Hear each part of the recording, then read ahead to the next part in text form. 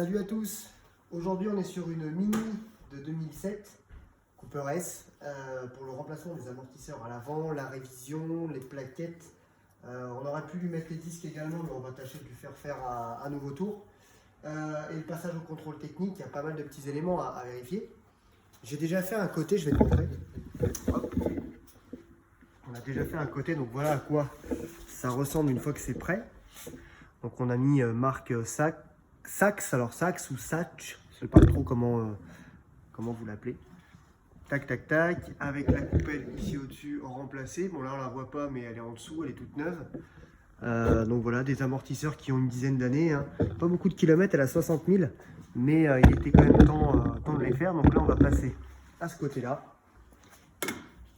Plusieurs étapes à faire pour pouvoir retirer ces éléments-là.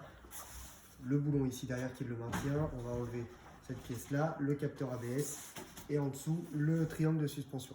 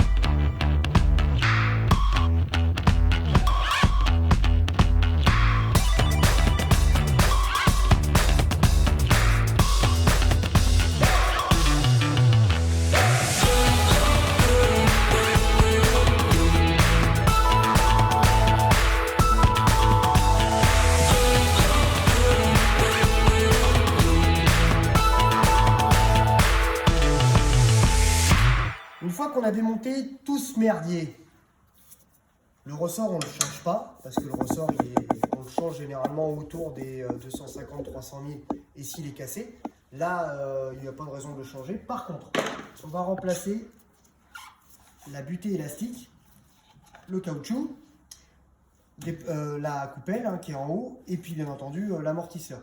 Donc la première chose à faire, moi j'ai déjà enlevé la biellette de Barsta pour récupérer les boulons parce que je préfère les boulons d'origine quand on remet de l'amortissement parce que les boulons d'origine, tu vois, ils ont, je sais pas si on voit bien la caméra, mais ils ont une, hop là, on voit bien là, ils ont un méplat qui permet, quand on vient serrer, d'avoir justement un bon appui. Quand les boulons quand on achète les amortisseurs ou les biellettes, et ben en fait il y a comme pas de rondelle quoi, donc c'est pas terrible. Donc là, première étape, on va comprimer le ressort. Alors mon outil que j'ai, normalement j'ai un grand outil qui vient se placer, je l'ai prêté à un collègue. Donc là, moi je vais le faire, comme ça vous pourrez le voir, parce que c'est des outils qu'on peut trouver chez Noroto, etc. Je vais vous montrer avec des outils que tout le monde peut avoir chez soi. Allez, c'est parti.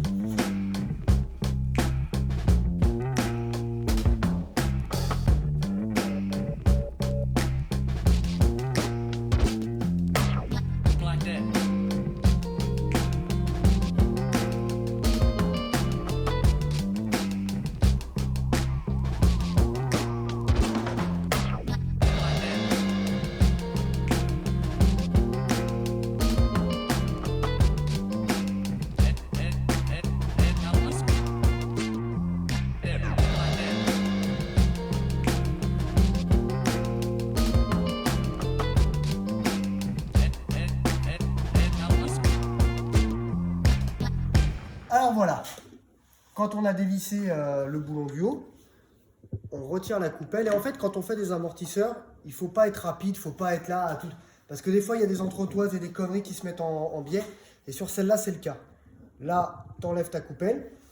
Tu vois, tu as le boulon en plein milieu. Ça, on va le changer par un neuf. Ça, ce sera tout neuf également. Et là, tu vois, tu as une rondelle. Cette rondelle-là, il faut la garder. Elle viendra à côté du palier. Là, cette pièce-là. Moi, je les pose tout le temps de façon à ce que, voilà, je le prends, c'est comme ça que ça va. De toute façon, tu peux pas non plus trop te tromper. Tu vois, ici, tu as l'emplacement du ressort. Il vient se plaquer juste là. Tac. Là, t'enlèves la butée. J'aurais pu la laisser, tu me diras, mais bon. Élastique. Tu vois bien qu'elle a mangé sa mère, celle-là aussi. Tac. Et le ressort, tu l'enlèves. Tu mets ça quelque part pour pas te le prendre dans la gueule. Sur cet amortisseur-là, tu as également cette pièce-là à récupérer, à nettoyer. C'est l'emplacement du ressort. Donc tout ça, c'est à remonter et ça, c'est poubelle. Et maintenant, je vais t'inviter à me suivre. Viens avec moi. Voilà tout ce qu'on va remonter en neuf, plus le ressort. Donc tu constates, hein, c'est exactement les mêmes. Donc ça, tu vois, alors sur cette voiture-là, il y a bien un gauche, un droite. Donc avec la référence d'origine, on ne s'est pas trompé, hein, ça, c'est pas un souci. L'emplacement pour mettre la durite de frein. Ici, quand on va remplir l'amortisseur dans son moyeu, cette pièce-là, elle est super importante, c'est un guide. Elle va à l'emplacement où le moyeu vient se serrer. Donc si tu le mets de travers, ça c'est pareil, j'ai déjà vu des mecs. Hein. L'anquille est comme ça, le machin il se tord de partout et après il n'y a plus rien qui est en face pour mettre la biellette et après il y a tout qui prend sa mère. Voilà. Donc tout ça, on remonte et je te montre maintenant la méthode inverse pour tout remonter.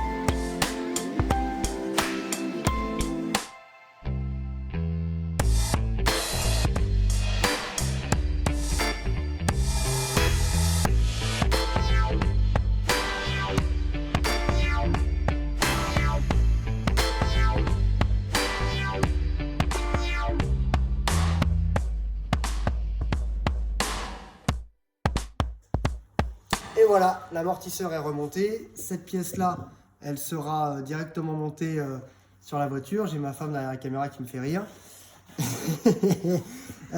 Ça, voilà, une fois que tu as fini de tout remonter, tu t'assures que le ressort soit bien en place dans la butée ici. En bas également, au bout de mon doigt là, Jess. Tu vois ici. Voilà. Ça, je l'ai serré à la clé avec un contre-écrou pour être tranquille et que ça ne se desserre pas. Le caoutchouc, il est bien en place. On n'a plus qu'à remettre le petit tampon pour éviter qu'il y ait de la rouille. Tac. Et voilà. Et quand tu remonteras la coupelle sur la Mini, tu as un petit détrompeur juste là pour éviter de la mettre à l'envers. Plus qu'à remonter sur la bagnole, on remonte tout et on ira faire un essai. À toutes. Alors là, on est en train d'installer l'amortisseur dans son logement. C'est toujours une galère. Voilà. Hop, hop, il y a un truc qui me gêne. Voilà. Je mets toujours les anciens boulons. Et je vais t'expliquer pourquoi. Attendez, je vais mettre une vis qui passe juste devant. Voilà. Tu vois, il y a le détrompeur qui est là. Je sais pas si tu le vois ici, il sort. Alors pourquoi je mets des boulons comme ça? Parce que les boulons qui me donnent d'origine, c'est des boulons, bon là c'est grossier, hein. Ça c'est les boulons pour pouvoir mettre là-dessus, tu vois, nickel. Et en fait, ils te donnent des boulons comme ça, où il n'y a pas de rondelle. Donc en fait, c'est c'est vraiment le côté hexagonal qui vient frotter sur le truc. Alors que là, bon bah tu vois, t'as quand même un sacré plat sur sur le boulon. Et puis ça permet aussi de se mettre bien en face par rapport aux marques déjà existantes. Au moins, tu es sûr que ton réglage, il est pas trop mal. Là, on va resserrer ça tranquillement et après, on passera en dessous de la voiture. Voilà l'amortisseur reposé dans sa coupelle là-haut, dans son logement. Donc maintenant, il faut qu'on enquille. Ça, de toute façon, je change les plaquettes après, donc ça, on s'en fout. Ça, il faut l'enquiller là-dedans. Et pour l'enquiller là-dedans, il faut que ce guide passe bien à cet endroit-là. Je te montre. Tu vois le trou qui est là, là? Et ben, il faut que ça, ce qu'il y a derrière là, ça aille dedans. Donc on va essayer de le placer correctement, pas comme dégueulasse. Et pour aider la manipulation, on va y mettre du dégrippant. Voilà. Et moi je vais aussi m'aider d'un petit cric rouleur pour monter en fait le moyeu. Comme ça au moins je suis pas tout seul à forcer quoi. Donc je vais mettre un petit tournevis là, tu vois, à l'intérieur du disque. Si j'arrive à le placer, voilà. Alors, le placement c'est à peu près comme ça. Parce que ça paraît pas, mais ça pèse son poids ce truc là. Alors là je le tourne. Ah bah tiens, il est monté direct tout seul. Bon, je vais quand même le soulager. Recule la vidéo. Je vais quand même le soulager avec ça. Bon, ça paraît pas, mais quand tu as des petites astuces comme ça, tu vois, voilà, au moins tu forces pas comme un taré. Donc là, tu vois, si tu veux filmer plus près, Jess, je te montre au bout de... Tu vois là, le guide, il est passé dedans, dans le moyeu.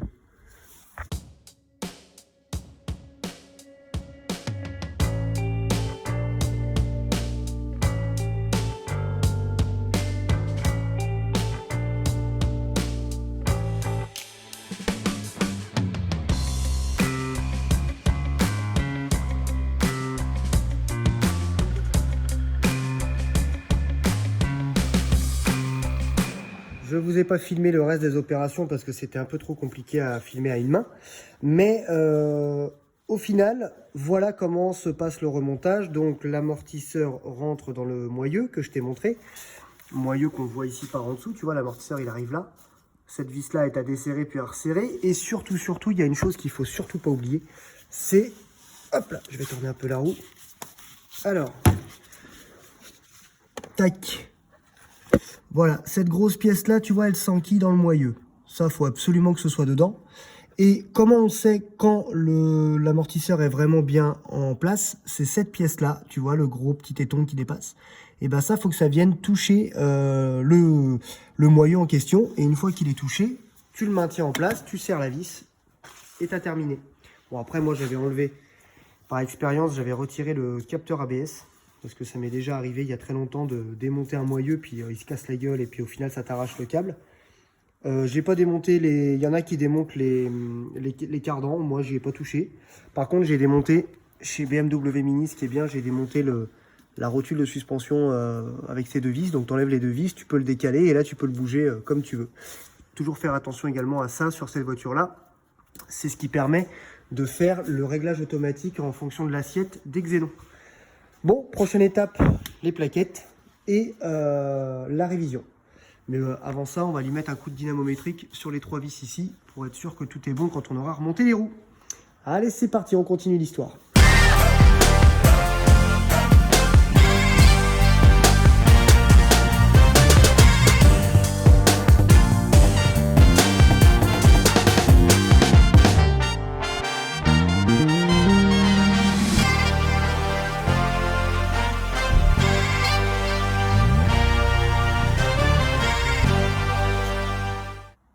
C'est bon? Mon Dieu. Ça va être beau ton montage. On va t'entendre ce soir. Hein. Je sens qu'à mon avis, le montage, il va être complètement niqué. Parce qu'en plus de là, tu vois... Bon, allez. Non, mais coupe-moi cette merde.